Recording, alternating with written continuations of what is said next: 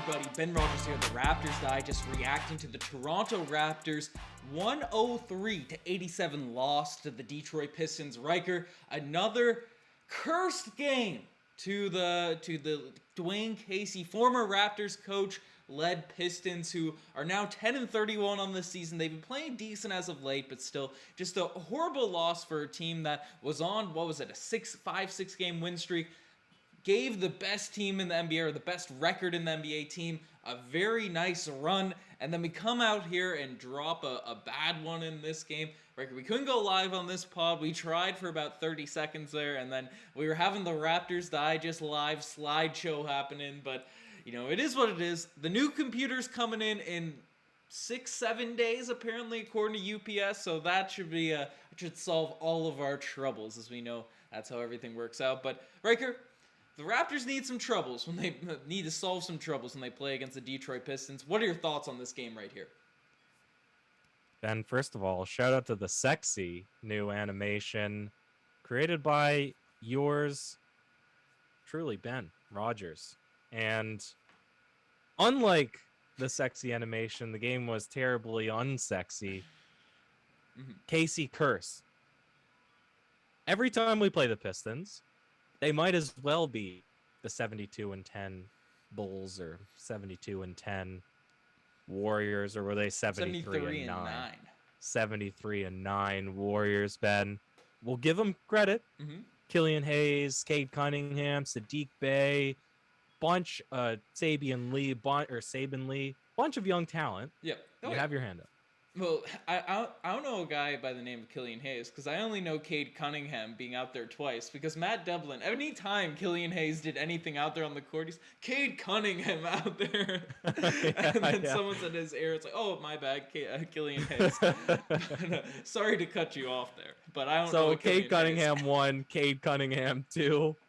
Then there's an issue when we play Dwayne Casey. There's a big issue because you said we come off a 6-game win streak. We look good in a Phoenix Suns loss. And then if it weren't for terrible 3-point shooting by the Pistons, we would have lost this one by 40 points. So it's a weird transition, and it's a little bit tough too when we have 3 more matchups coming in. Pretty compact schedule, Ben. I'm not concerned about it because the Raptors love to have throwaways like this, but disappointing, disheartening to lose this one for sure. Yeah, it's annoying because we have a very tough schedule coming up, and the Raptors, this was a winnable game. I know Trey Lyles went off, I know Cade was clutch, and I know all those sorts of things, and not to take credit away from the Pistons, but one, they have a trash record. They're a younger team, and they have a few guys out with injuries too. Well, I guess they've been injured for a little while, so, you know, there's not a lot of excuses there, but, you know, we should beat the Pistons, a team that's bottom of the Eastern Conference. We should come out and beat, and with our tough schedule that we have coming off, after losing a hard-fought game, the Phoenix Suns, you put all your energy, you put all your hustle. Shots weren't going down in that one, but you certainly gave it 110% in that game. The Raptors just came out in this one and looked a little bit shell-shocked. And one thing that I noticed from this specifically is the Suns, and just like any team does, right? The NBA is a copycat league. They see well-oiled machines. You know, the Suns are one of the best defenses in the NBA right now. They see them run a tactic, and then other teams start to pick it up. And I know Dwayne Casey's a savvy defensive coach, so he likes to run zones himself. But the last couple games, teams have implemented these zones on us, and particularly tonight, a 3-2 sort of trap they were running, and we didn't seem to have an answer for it. We were throwing the ball into the middle of the zone. Obviously, we don't have that many consistent shooters out there with it. You know, if you take out Fred VanVleet, who obviously can knock him down, and OG Anunoby is solid, but outside of those two guys, we're swinging those balls to the corner, and you could have a Precious Achiuwa, who, you know, I'm always on the propaganda bandwagon, but he's afraid to do anything out there right now. He makes up his mind before anything happens, and he either just goes, or he sort of stands there, waits, doesn't pass it off immediately, just stands there, waits, and then throws the ball to someone. But it's this zone, we need to figure out some interesting offenses to get that ball in the middle of the zone and make our Precious Achiuwas and Chris Bouchers, rather than camping out on the three-point line with a player within 3 feet of them, to cut through that dunker spot, get through the backside, and, you know, have a Siakam in there who's been better at facilitating lately. Only 4 assists, on a team where he was really the creator playing that Marcus Hall position in the high post. I would have liked to see more zone busting in this game tonight, Riker. How do you beat a 3-2 zone? Is it the dice formation? Well, 2-1-2. You throw it in the middle. You have two people in the corner, right? And then if they 2 collapse 1 in, 2. yep, you collapse in, you kick it to the corner. But they're kind of playing in the middle, so they cheat out. And then if the corner shooters, you don't have those guys. You throw them in the dunker spot. You sort of cheat in behind them from the guy that's cheating up. So we got to do one of those. You can have kind of a winger guy that's just going back and forth, corner. But the thing is, you can search up on Google how to beat a 3-2 zone if you didn't know. And you can get a lot of answers immediately, like YouTube tutorials, everything. Mid-game. And the fact that serious, Nick Nurse on the iPad. Well, what he should be doing is looking at any of the assistant coaches and saying, "Yo, pull this up. It's a 3-2. How do we beat this? Get that up on the iPad." And then we see them huddle together during the timeout. They're not even communicating the message; they're just watching it. But Ben, I'm trying to use humor to convey my message, which is it should be pretty easy as an NBA team that has a ton of paid coaching staff to beat a zone defense pretty easily. But the Raptors have struggled against it this year, and that's it. That was basically my comment on it. Was I was also noticing that I was pretty disappointed in it, and you can understand against Phoenix, where they were getting clamped in one-on-one matchups too. Mm-hmm. I was pretty impressed with Devin Booker's defense. And in this one, it seemed like they had Killian Hayes at times guarding Pascal Siakam and stopping him. Now, he sort of turned it on in the third quarter a bit, and then the Raptors got a bit of momentum in the fourth, but way too little too late in this one. And I think it's more towards what you're saying. You had a tough physical and mental matchup against Phoenix, and you brought nothing. You brought no gas in the tank into this game. Pretty unfortunate. Not going to be a memorable one for the fans, that's for sure. Well, Dwayne Casey, well, not that he lives rent-free. He's trying to live rent-free in the Raptors' heads because the Pistons aren't winning much right now. They do have a great young core, and I do want to give a little shout-out, a little bit of love to the Detroit Pistons because I think they can be good. And I know Cade Cunningham did have a tough start to the year, struggled, obviously, Scottie Barnes and him. This was a hyped-up matchup, and Cade, even though they both struggled throughout the game, right, neither of them I felt like had a great performance, but Cade Cunningham at the end of this one specifically got some daggers on this Toronto Raptors team and showing why he's a guy that shouldn't be written off in the Rookie of the Year race. Obviously, Scottie Barnes was the much better player early on. Cade was injured and coming back into the groove, but he's been better as of late. We need Scottie Barnes to recover from his knee injuries, the health and safety protocols, and start playing well. Are you worried that Scottie Barnes has hit somewhat of a rookie ladder at this point, or do you just kind of cough it up to injuries and coming back from health and safety and the ups and downs of a rookie season? Yeah, like he started the game off poorly, so if he had to, and you could see by the end he was taking shots with a little bit more assertiveness and wanted to get a couple points on the board. So not a great indication, but overall in the last couple of games from returning from injury and pre-injury, we did criticize or comment on the Raptors using him or looking to him or him also being passive as a scorer. Because it seems like that's money for him at that elbow, in and around that 12 to 15 foot range. And then he could live above the rim, and it doesn't seem like he's jumping as much as he could, not going, being aggressive, trying to finish layups. At the end, you saw it. At the beginning, you didn't see it as much. So I definitely would like Scottie to take more attempts. But Ben, I was looking, curious. When was Dwayne Casey fired? It was at the end of the 2018 season, correct? Yes. Because 19, the Raptors won? End of 2018. Because 18, 19, we won the chip. 2019. Yeah. Quick maths, So there was actually like a bit of back and forth, but the Raptors have lost the last 5 in a row against the Pistons. dating all the way back to January 31st, 2020. So it's been a full 2 years since we've beat Detroit, which Well, is crazy. because they swept us And the Kawhi year. Remember the yeah, Stanley Johnson clamping down Kawhi? They were hyping him up, and then we ended up bringing him in. And then we had our remarkable run pre-bubble with that squad, one of the most exciting teams we've had in Raptors history. The years after we lost to Kawhi, and then obviously that momentum got halted. But ever since that point, we've just been slapped by old Coach Case, because we understood the rivalry. Like Nick Nurse said, okay, the second year, I'll keep fighting. I'll throw some haymakers back. I'm not taking this smack from Casey. And then it was over, right? It is what it was. But Casey's still out there telling Isaiah Stewart that this game is the NBA Finals. been 8 for 11. 8 for 11 in the Pistons' favor, and they have barely mustered up a playable NBA squad in any of those years. And that's not me being hyperbole. They've just been bad for a long time, and the Raptors just can't get it done against them.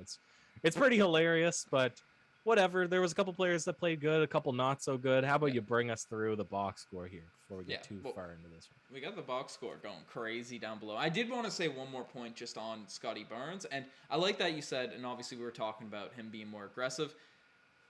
The thing about Scottie Barnes, why he was playing so well even at the start of the year, when we were saying, oh, shoot more, but he always had the ball in his hands looking to create at least. And now I feel like he's even taken a step backwards in that sense. He's just sort of, I'm going to swing the basketball around rather than take his couple of dribbles, even if it's east-west drive, try and get around someone and then make a nice pass. He's not even doing that much stuff, like doing those types of things anymore. So, whether it's a confidence thing, an up and down thing, I think he will certainly be fine. That raw talent, raw potential, it doesn't go away, and he's a hard worker, he's a leader, and all that sort of stuff. But might as well pause it here, because this loss is also on the heels of the news of OG Anunoby and Miles Turner, and that I haven't seen your video on it yet, but my comment was you'd hate to see it happen, but we kind of need better interior defense, and I'm already seeing guys like Scottie Barnes not getting the attempts you'd want because we kind of have 4 guys in the same position. Does a game like this make you think there's a bit of meat to the story, or no? Again, I haven't seen. I think there's meat to the story. Do I want it to happen? Those are two very different questions there, right? Well, I was messaging Marcel Martin about it. Peasant Play, shout out. And he said, I would do it. I said, I wouldn't do it. I would do it if we also got rid of Dragic and we received LeVert, Turner, and like 5 first-round picks. And I would only be happy about it if we won the chip that immediate season.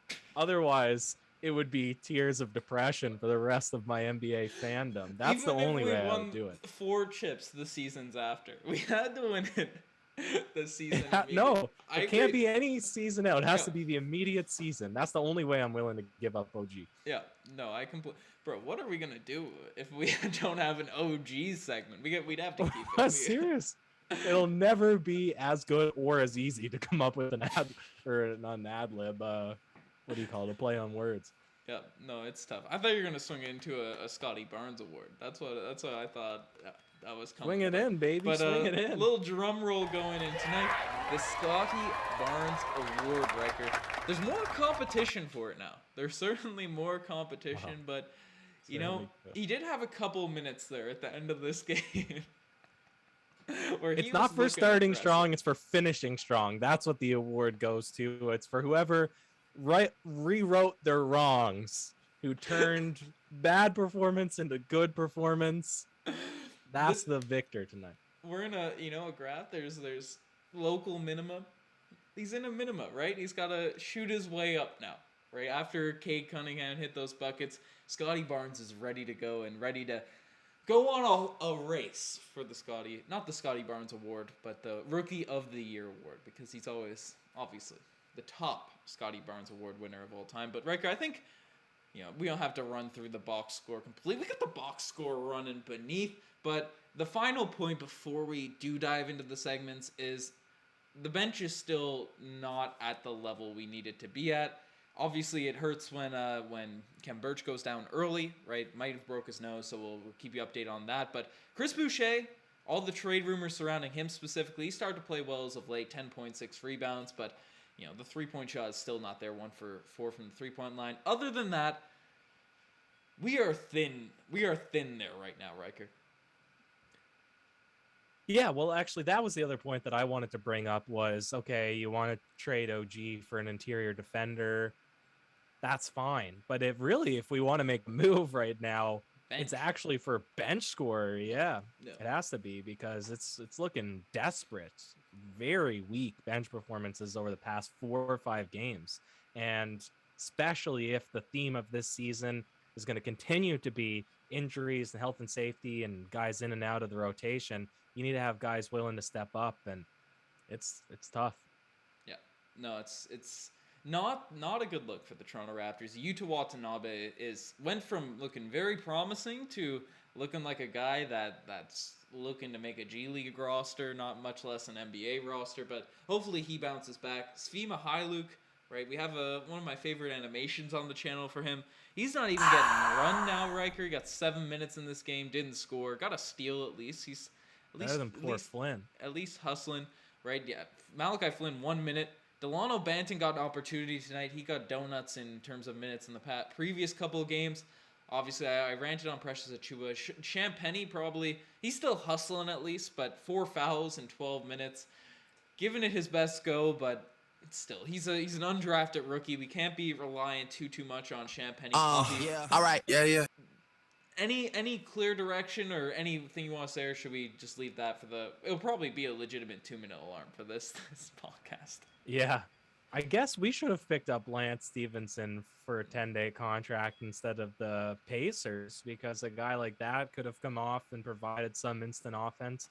And the point on Champagny, too, he was guarding Cade in his minutes, and Cade was blowing by him. So I don't know if that's credit to Cade's first step, because I'm not too familiar with his game and how quick he is. Obviously, he has size and strength, or if Champagny was just having a tough time trying to guard the number one option. But I noticed he was getting beat consistently at the top off of jab steps and simple hezzies and dribbles. So he's got to sort out his defense that way. He can't just be a rebounder and putback guy. He's got to have more to his game than that, and converting on his threes. But he only took 1 3. But the whole bench sucked, and that's just it.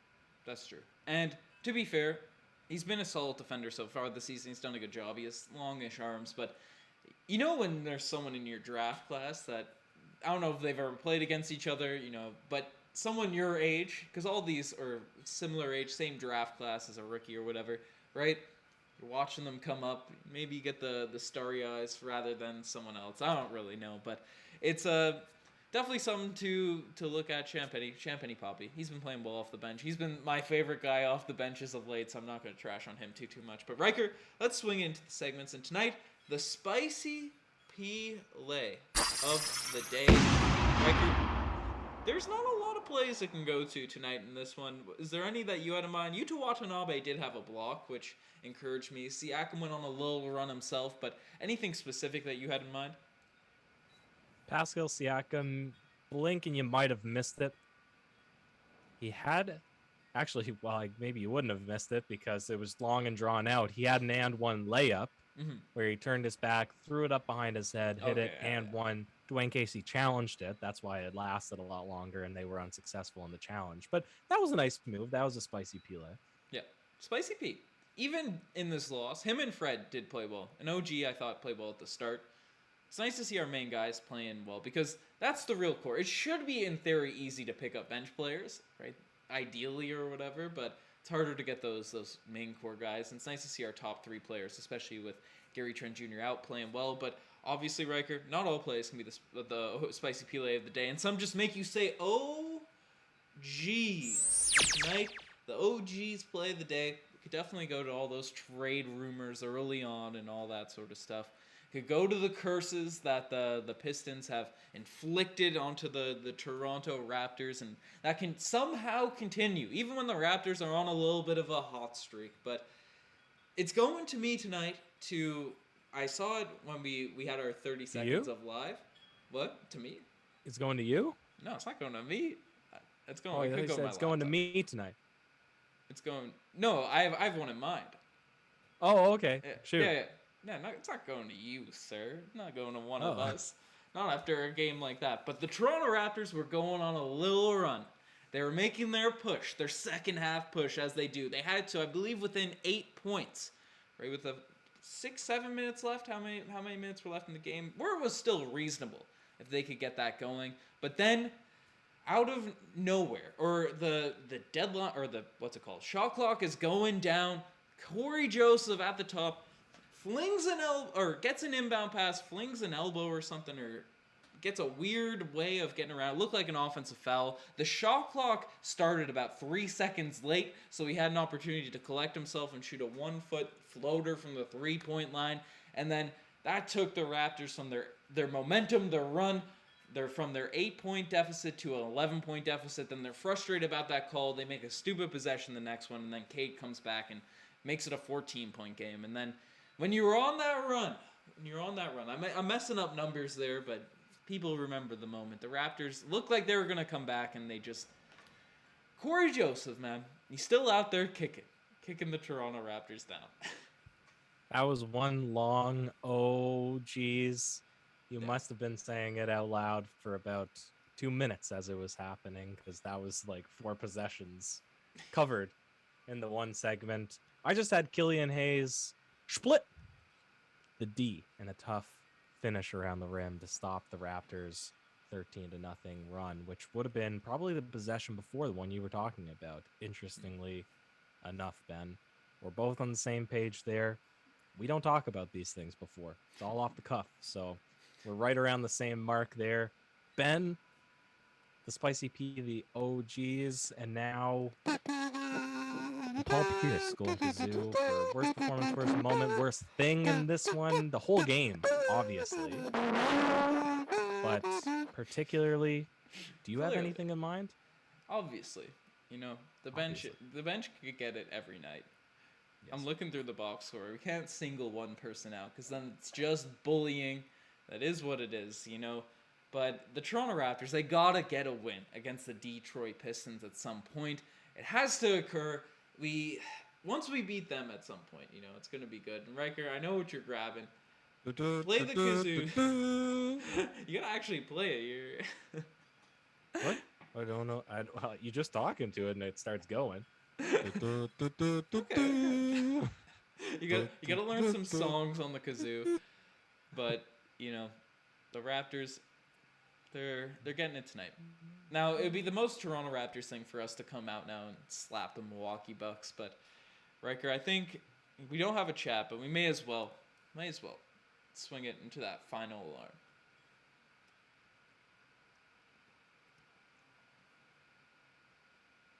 Woo woo woo woo.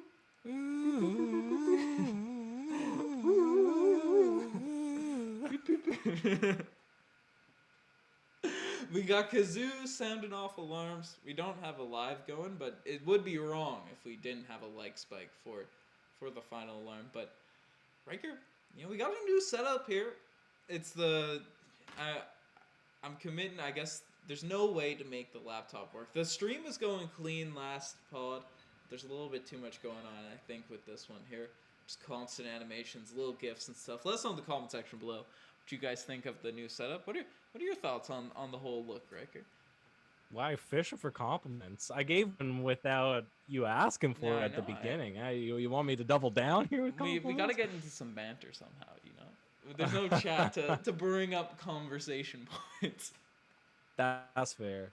All right, letting up conversation point. Mm-hmm. Did you see the moment in the game, which would have been among the spicy Pelays, where Pascal Siakam himself had a big rejection on Hamidou Diallo, the masked man in this one? Big rejection. I think he hit it off the backboard. Banton gets it. Fast break. Unopposed at the rim, except for one guy. Simple Euro step around him. Trey Lyles comes out of nowhere and blocks his shot way into the rafters. Well, I don't know, the bench. What happened to Delano Banton? I don't know. I've been asking myself the same question.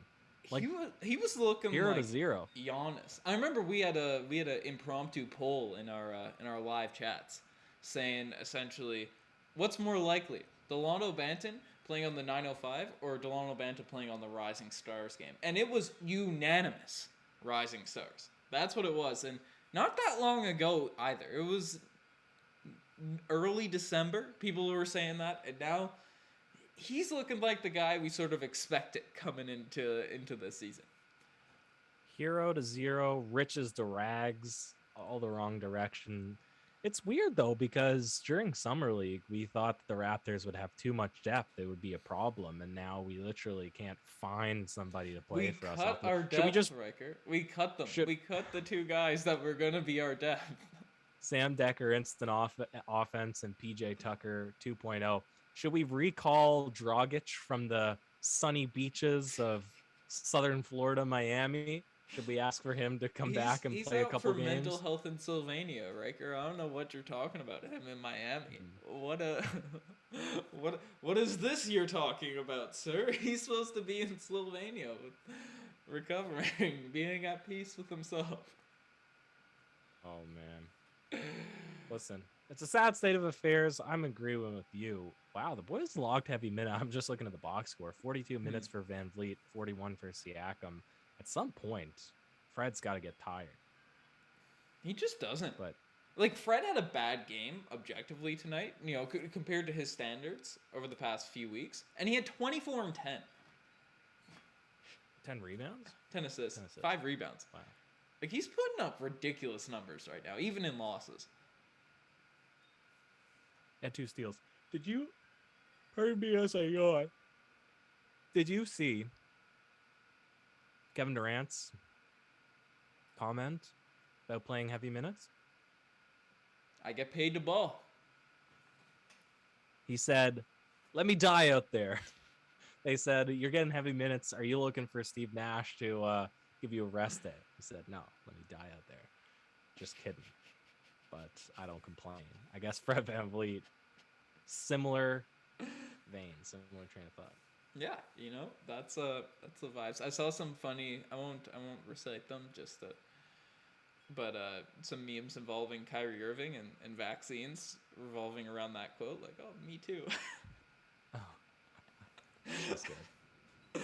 But you know, the Nets, I'd love to play the Nets. Did you catch up on the Drake news about a woman IG model and hot sauce? Yes, Crazy, I did. That's crazy. Funny. That was wild. You saw it on YouTube, did you? No, I saw it on Instagram, but probably like pretty. Because someone watched a full video of Drake hot sauce on Raptors style. It's probably Joshy Ice. And I was like, oh, what's this? And then I remembered you brought it up on the pod. Yeah. And someone gave a nice in-depth breakdown, which is good to see. It's great. It's great. Listen, just means our man keeps hot sauce in the bathroom. It is what it is, Ben. If you were wanting this video to get off the rails, that's your little nugget there of information off the rails. But I don't have much else left for this one, Ben.